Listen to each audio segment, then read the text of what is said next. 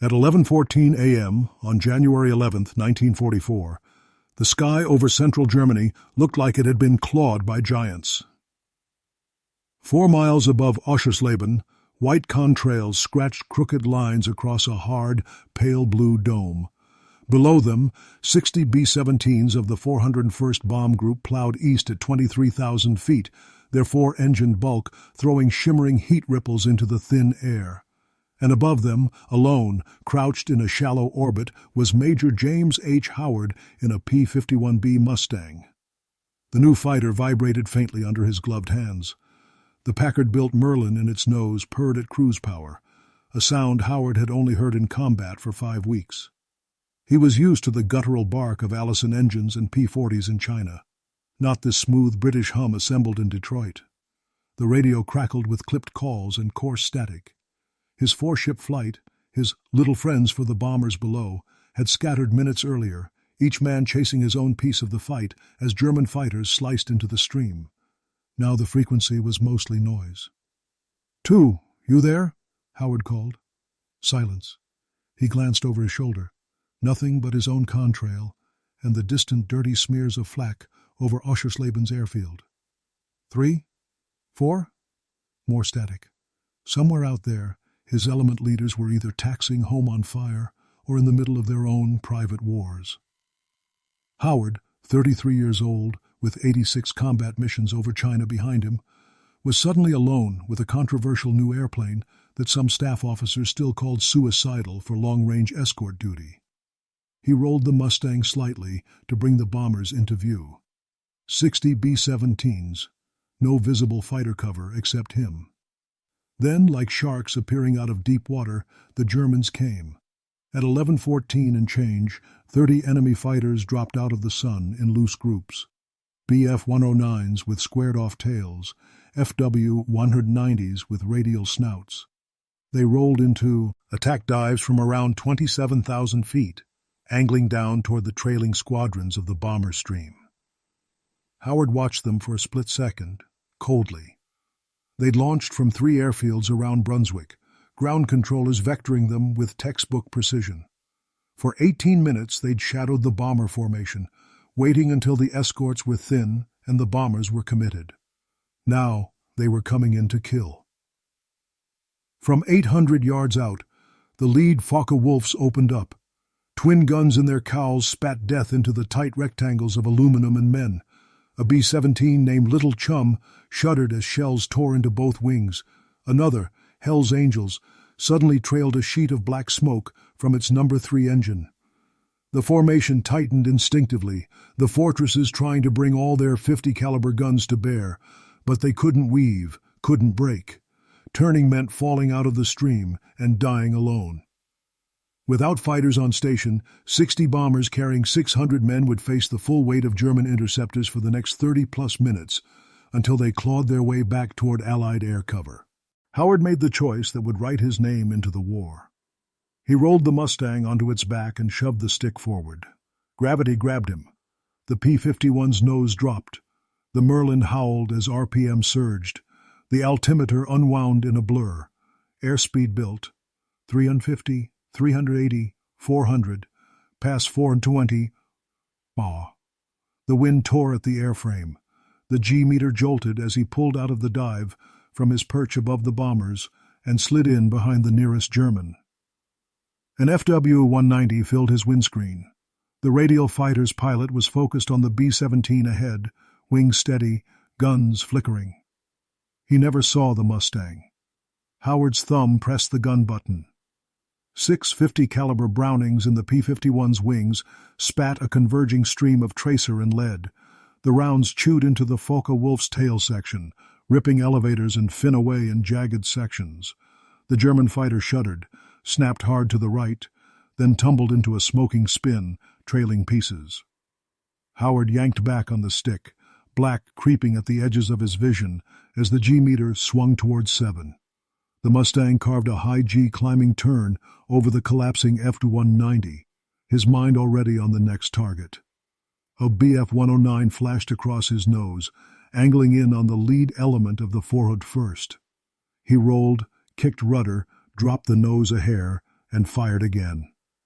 The 109's canopy exploded in a puff of glass and metal. The pilot's head snapped back, then slumped. The fighter sailed on for a moment, control surfaces fluttering aimlessly, before dropping a wing and spiraling down. He rolled inverted, eyes searching. Another FW-190 was clawing up for a head-on pass at the center of the formation.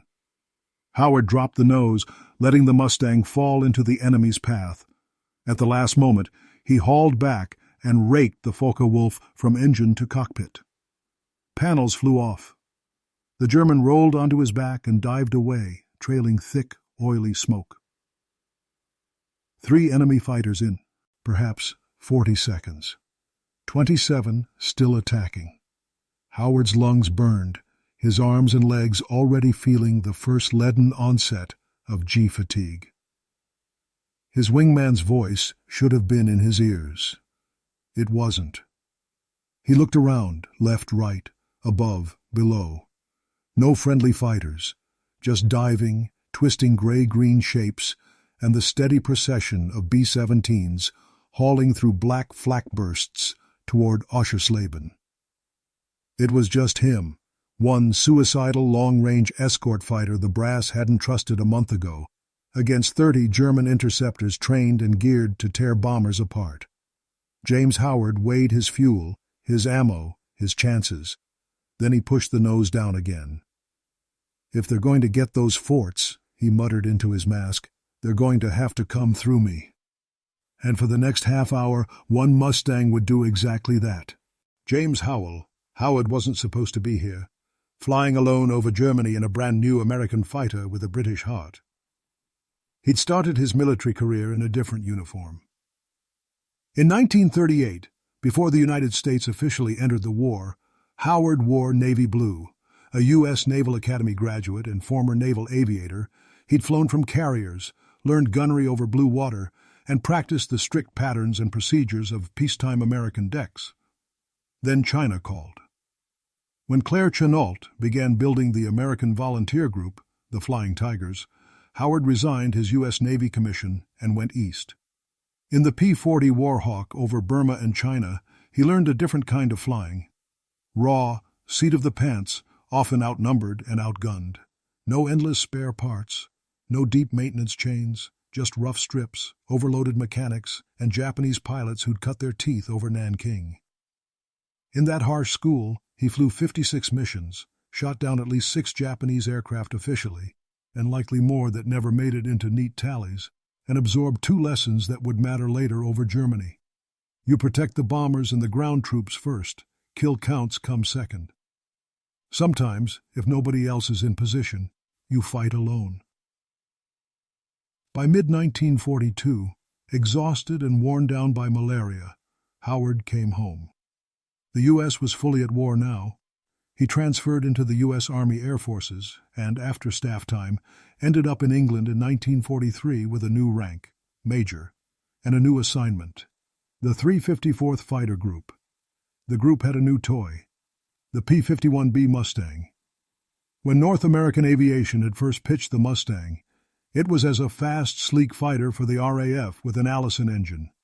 It had range, but its high-altitude performance was mediocre. Good for low-level work, not for mixing it with BF-109s at 25,000 feet. Then someone had the bright idea of cramming a Rolls-Royce Merlin into 2. He airframe. The marriage was electric. The Merlin-powered Mustang could climb, fight, and crucially, go places other fighters couldn't.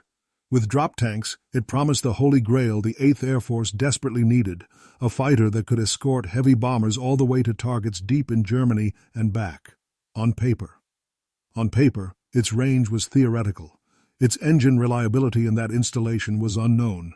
Its behavior under combat stress, icing, battle damage, anyone's guess. In the autumn of 1943, while Howard and the 354th trained with their shiny new ships in England, the 8th Air Force's bombers were dying in batches. August through October saw unescorted raids deep into Germany. Targets like Schweinfurt and Regensburg, ball-bearing plants, aircraft factories, were critical. They were also well within the Luftwaffe's layered fighter and flak belts. On October 14, 1943, Black Thursday, 291 B-17s set out for Schweinfurt. 60 never came home. 600 airmen were killed or missing in a single day. It was a butcher's bill that shook even hardened commanders. Without Escort, the theory that the bomber will always get through was dying.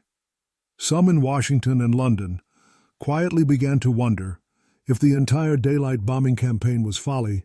Fighter cover helped, up to a point. P-47 Thunderbolts and P-38 Lightnings could escort the bombers in, then had to peel away because of fuel limits. The Germans learned to wait just beyond those limits. They would watch as Allied escorts turned and headed home, then pounce on the now naked bomber streams with everything they had. By late 1943, morale among bomber crews was brittle. They did their jobs, but the phrase "lambs to the slaughter" crept into more than one quiet conversation. Enter the P-51B and the 354th, quickly dubbed the Pioneer Mustang Group. On December 5, 1943, 36 P-51Bs of the 354th flew the first long-range escort mission to Paris. It was a cautious poke, a test. The brass watched nervously. Would the engines overheat? Would the fuel calculations hold? Would the Mustangs be out of gas over the channel with no place to land? They made it. They fought. They came home with fuel in their tanks and a few German fighters on their scoreboards. But suspicion lingered. Old habits died hard. Some high-ranking officers still saw the Mustang as delicate, unproven, too British, or just plain risky to bet the air war on. Long-range escort, they argued, was suicidal. Fighter pilots would run out of fuel deep over Germany, get bounced by more experienced Luftwaffe aces, and die in foreign fields without even the slim protection of a bomber's formation guns. The 354th flew anyway. By early January 1944, Howard had 30-odd hours of combat time in the P-51B, enough to feel its quirks, enough to trust its wing, its dive, its guns, but not enough to erase that sense at the back of his mind that he and his men were flying an experiment with live ammunition. On the morning of January 11th, as he climbed with his squadron to rendezvous with the 401st Bomb Group, he was carrying not just his own experience and the Mustang's potential, but also the doubts of every staff officer who had ever penciled "suicidal" in the margin next to the phrase "deep escort." What he was about to do over Oschersleben would answer those doubts in a language no memorandum could match. On the chalkboards in 8th Air Force briefing rooms, the plan was neat. Fighters meet bombers at rendezvous point. Fighters fly top cover above or alongside the formations, fending off interceptors. At fuel limits, fighters hand over to another escort group or turn back. Bombers drop bombs, turn for home, picked up again by fresh escorts on the way out. The doctrine was evolving, but its core remained conservative. Stick close, don't wander, don't chase. The logic was sound. A fighter that burned fuel diving miles away from the bombers to pursue a fleeing 109 or 190 wasn't doing his primary job. Escort wasn't about racking up kills. It was about keeping the bombers alive. In practice, two things kept messing with that theory: the Luftwaffe's skill at timing their attacks between escort handoffs, the fighter pilot's eternal temptation to chase a kill. Howard had seen the cost of both. He'd watched in December as P-47s dutifully turned back at their pre-briefed points, low on fuel, leaving the bombers to plow on alone into the Reich. He'd listened on the radio as their voices faded, replaced by the harsher German chatter and the rising panic in bomber crews' calls. He'd also seen inexperienced escort pilots roar off after a single Bf-109, hounding it down through contrails and into cloud, leaving their boxes of forts suddenly bare to a second wave. The math was grim. In the last 4 months of 1943 alone, the 8th Air Force had lost 180 bombers in just 3 missions without adequate escort past the German border. Those numbers weren't abstract to Howard. They were steel and blood. Each B-17 or B-24 shot down meant 10 men, 10 parachutes, if they were lucky, 10 families back home getting telegrams. On January 11th, the mission to bomb the Focke Wulf assembly plant at Oschersleben was designed to hurt the Luftwaffe where it lived, take out fighters before they ever roll it off the line. It also meant the bomber stream would plow straight at one of the densest belts of German air defense on the continent. Weather was foul over primary targets. Recall orders for some bomber wings came, then were countermanded, then muddled. Some formations turned, others pressed on. The 401st, Howard's charges, found themselves more isolated than planned. Escort doctrine that day on paper still said, "Don't leave your bombers. Don't stay so long you can't get home. Don't be a hero." Reality at 23,000 feet said something else. If you do leave, even for a good reason, there may be no one left when you come back. If you get too protective and never venture out, the Germans will pick your charges apart at the edges. Howard had already made one small personal adjustment to doctrine.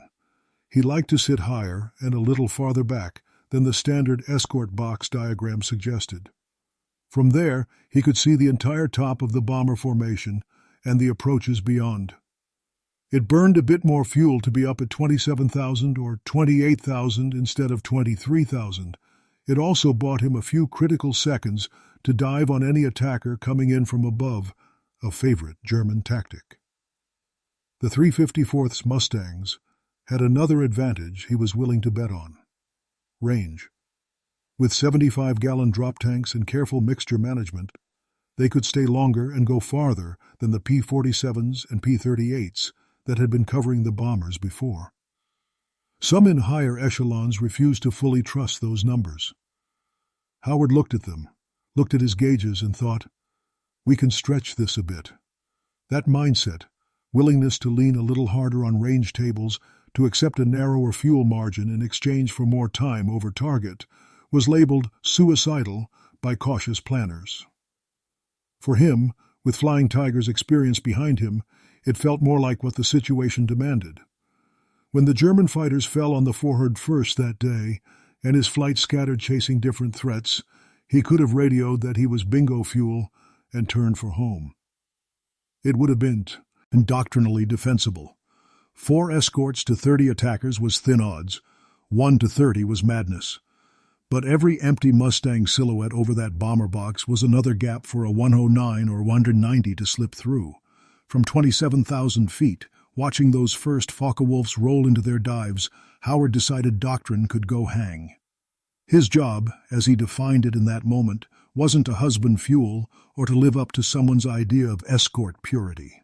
It was to put his guns between those German fighters and the B-17s for as long as his P-51's wings and tanks would allow, even if that meant fighting alone. To the cautious mind, what James Howard did next looked like a string of bad decisions glued together by luck. He was alone. He didn't know where his wingmen were.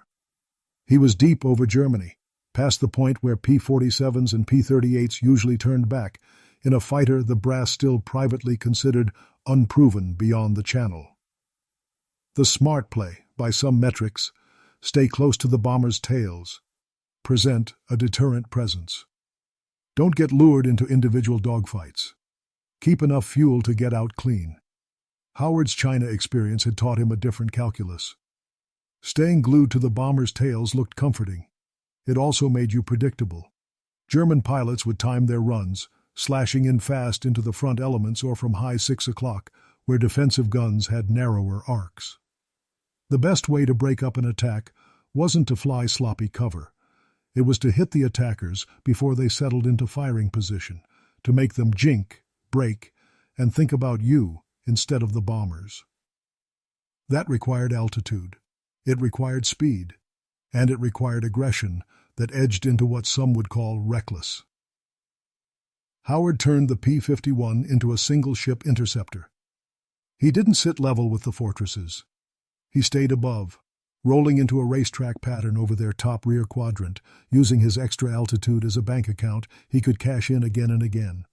See an incoming gaggle of 190s at 1 o'clock high, dive across their path, guns blazing, force them to brake. Spot a pair of 109 sneaking in low. Roll, dive through the formation, shoot one off a bomber's belly turret, and climb back up through their contrails. It was stupid in the sense that every high-G maneuver burned fuel he might desperately need later. Every solo dive into a cluster of enemy fighters invited getting bounced. It was also the only way one man in one airplane was going to influence a battle with their enemy fighters and 60 bombers in the mix. His fuel management that day was its own little act of rebellion. Standard practice had pilots drop their external tanks as soon as combat loomed. Empty or not, the drag hurt performance. You wanted a clean wing when you mixed it up. Howard kept his drop tanks longer than most, even as he first engaged. He knew the Mustang had better legs than anything else in the sky. He was willing to accept a little drag in his initial passes in exchange for the extended on-station time those gallons bought. Only when the fight thickened, when he needed that last ounce of climb and turn, did he punch the tanks off and feel the P-51 tense and surge around him like a freed racehorse. This was not how the test reports recommended you use a high-performance escort fighter with precious new engines. But test reports didn't have to watch fortresses burn. Howard also made a choice many fighter pilots of his era wouldn't. He was willing to trade personal victory credits for the less glamorous job of just breaking attacks.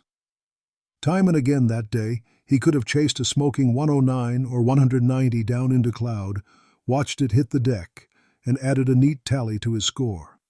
Instead, as soon as an enemy peeled away and was clearly no longer a threat to the bombers, he pulled up, rolled, and looked for the next attacker. From the 401st gunner positions, it looked like a silver and olive comet screaming into their formation, spraying 50 caliber across threats, then vanishing upwards to fall again somewhere else. To the 354th's operations people back at base, working off gun camera film and claims, it would be hard to tally exactly what he'd done. To the German pilots, who suddenly found a single, relentless Mustang in their way wherever they turned, it felt like harassment incarnate. Suicidal? Perhaps, if you measured success in how many kill markings you could paint under a cockpit. Measured in fortresses that got home with holes in them, instead of being abandoned over the hearts, it was exactly the kind of stupid flying the 8th Air Force needed. In a ready hut at an airfield near Brunswick that morning, Oberleutnant Rolf Krause of Jagdgeschwader 1 had watched the operations officer's finger trace the bomber stream on the plotting map. American B-17s, lots of them, heading for Oschersleben. The call had come. Pilots scrambled, engines coughed, propellers blurred. Krause and his staffel of FW-190s climbed into the brittle, cold air, heading for an intercept point fed to them by radio from ground controllers. They expected P-47s at the rendezvous, maybe P-38s. Both were formidable in their way, but they nearly always turned back somewhere near the German frontier. By late 1943 and early 1944, German pilots had learned to watch for that moment when the Escort swung away. "Jetzt," ground control would say, "now, you go." On the 11th, the initial attacks went more or less as planned. The first gaggle of fighters slipped through the top cover above the lead bomber boxes and made head-on passes, firing into the dense noses of the fortresses. Others went for the flanks, where tail gunners had a harder time tracking. Krause rolled his FW-190 into position above a trailing squadron of B-17s and picked a target, the big tailplane of one of the stragglers. He never got his shot. As he lined up, tracers slashed across his canopy from above and behind. He yanked the stick, cursing, and felt slugs stitch through his right wing root. A quick glance confirmed it. 50 caliber holes, clean and cruel. "Jäger, Mustang Achter," his wingman shouted over the RT. Krause caught only a glimpse as he rolled, an unfamiliar silhouette, sleek, with a ventral radiator and long wings, flashing by, already veering onto another attack vector. The Mustang. The new one they'd been briefed about, P-51, with a British engine. Long range, they said, dangerous. He chased for a moment, pure reflex. But the Mustang was already pulling up through the bomb. Breaking the attack pattern, Kraus checked his fuel in the sky. He re-entered the fight from another angle. A minute later, as he set up behind a B-17 leaking oil, the same damned Mustang was there again, diving across his nose, guns blazing. "Zum Teufel," he muttered. "That one again." Elsewhere in the melee, Lieutenant Hans Meyer, in a Bf-109G, had a similar experience.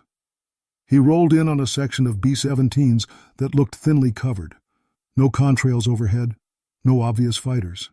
He lined up a shot and saw tracers flicker past his canopy from 6 o'clock high. The threat indicator, the prickle on the back of his neck that had kept him alive this long, screamed at him. He broke hard, feeling a few impacts shudder through his fuselage. As he climbed away, he saw the Mustang cruise under him, then pitch up again toward another incoming German pair. "One Jaeger, very aggressive," he reported between breaths. "P-51 or Spitfire, cannot tell. He attacks each time we approach the bombers."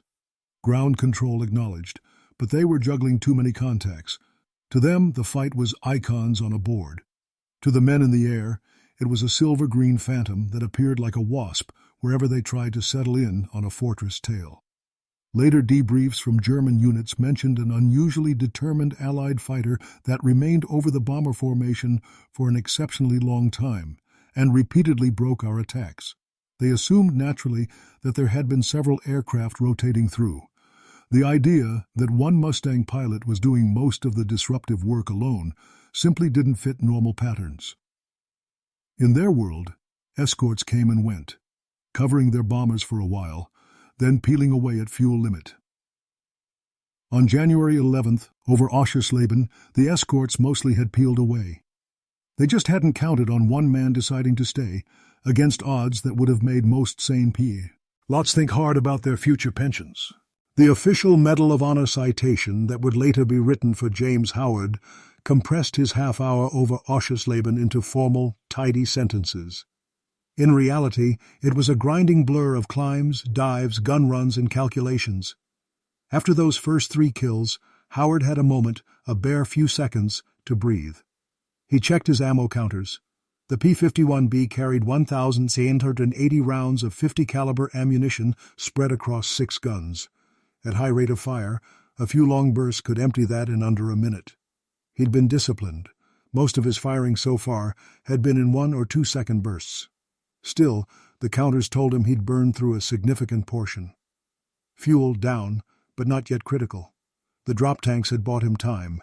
He jettisoned them now with a thumb flick, feeling the Mustang lighten and respond more crisply. Below, the 401st plowed on. Flak from Oschersleben's guns blossomed around the lead elements. Black puffs at 26,000 feet, then red-orange flashes as direct hits punched into bombers unlucky enough to be exactly where the German gunners had guessed. Howard spotted another clump of fighters forming up to make a coordinated run along the left flank.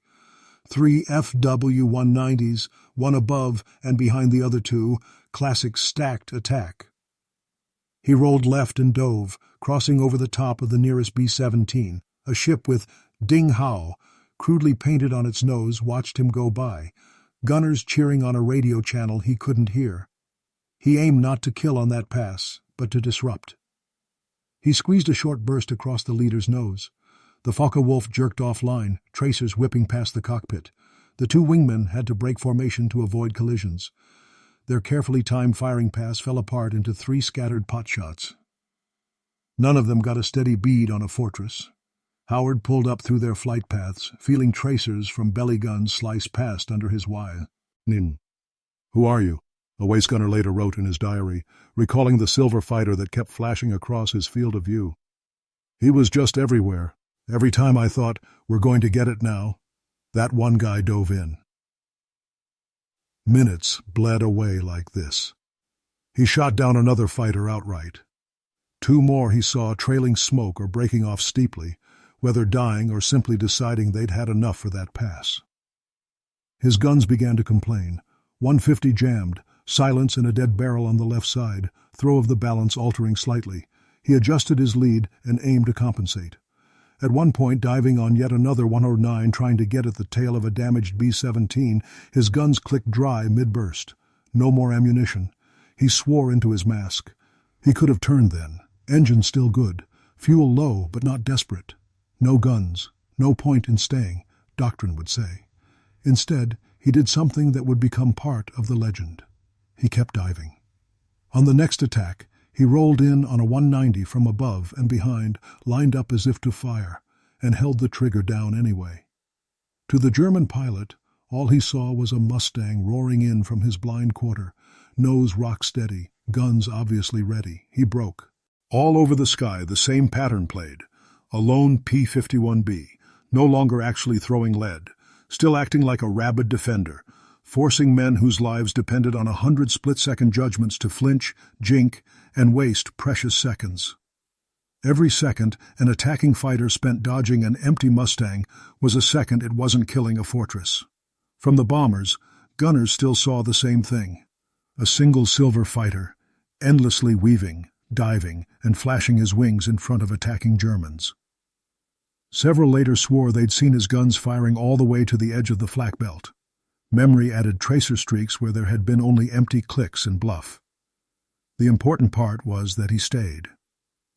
For 30 minutes, an eternity in air combat, Howard was in and around that bomber formation, chasing some attackers away with actual fire, scaring others off with the threat of it, climbing back into the thinning air over the hearts to fall again on anyone who looked like they were getting a clean run.